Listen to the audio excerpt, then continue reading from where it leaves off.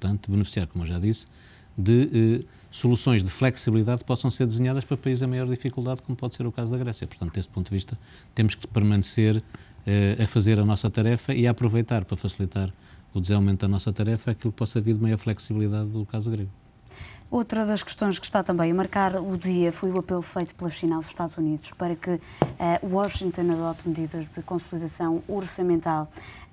De facto, os Estados Unidos estão assim numa situação tão complicada. Nos últimos dias têm estado no alvo das agências de rating. Os Estados Unidos mergulharam numa situação de duplo déficit público e déficit externo, na transição dos anos 80 para os anos 90.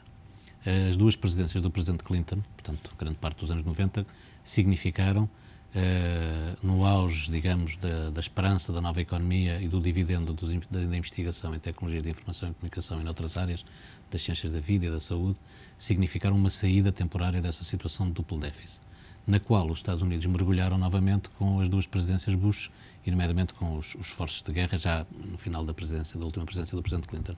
E, portanto, é uma economia numa situação muito difícil de duplo déficit público, déficit externo, e existe uma situação... Mas é impensável falarmos num default dos Estados Unidos. Não, mas não é impensável as consequências do seguinte. Os Estados Unidos têm um déficit externo que é em grande parte financiado com compra de dívida pública norte-americana pelo Banco Central Chinês. E, portanto, é o principal credor da há uma espécie de espelho. Se você for ver, digamos, o excedente comercial da China e o déficit externo dos Estados Unidos é comparável. E, portanto, há, por enquanto, uma coisa que funciona, que é, enquanto a China crescer muito, crescer a taxas de 2 dígitos ou próximos de 10%, tem capacidade para importar dos Estados Unidos tecnologia, importar produtos, importar serviços. Acaba por compensar o déficit externo dos Estados Unidos. Exatamente. Qual é o problema? Vai acumulando dívida titulada em dólares e dívida do Estado norte-americano.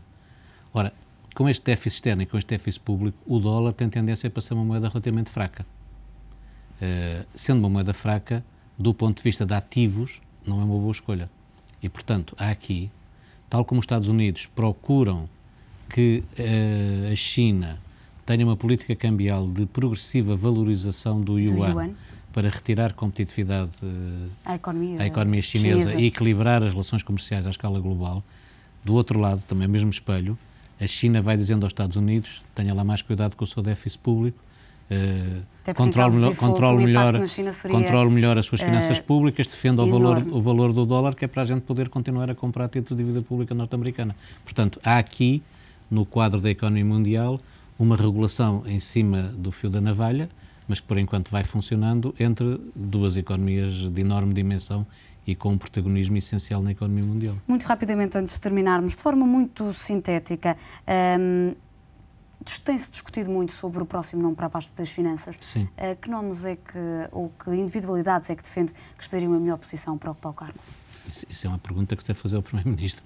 Ou seja, eu acho que... Mas os últimos nomes que têm sido avançados são pessoas com qualidades para ocuparem o cargo? Já vi tantos nomes, mas eu não sou muito adepto da fulanização. Eu diria que acho que deve ser uma pessoa séria, competente, com grande capacidade técnica, com experiência e que, obviamente, também tenha capacidade política.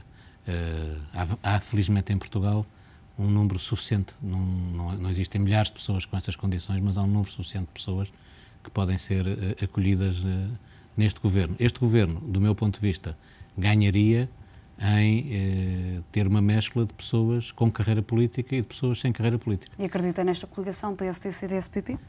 É uma coligação que representa uma vantagem em relação à experiência que tínhamos, independentemente das questões de posicionamento político ou ideológico, tem uma vantagem imensa de não negar a situação difícil em que o país se encontra e de querer trabalhar, apresentou programas nesse sentido, de querer trabalhar para corrigir os grandes desequilíbrios que a economia portuguesa tem. Portanto, desse ponto de vista, tem todas as condições, até pela votação que teve, de um claro apoio inicial da população portuguesa aos esforços que vai fazer e, obviamente, a população que deve manter não só empenhamento no dia da votação, mas todos os dias, porque é o nosso futuro que está dependente. Mas, à partida, é um governo que deve ser ajudado pelos portugueses, que se devem manter vigilantes e que devem criticar o que for criticável, mas do ponto de vista da mudança que se operou, fugir de uma situação de negar as dificuldades para uma situação de aceitação das dificuldades e de resposta, demos um passo em frente. Vamos ver se o Governo tem capacidade para concretizar. Chegámos ao limite do nosso tempo. Muito obrigada pela sua disponibilidade e até à próxima.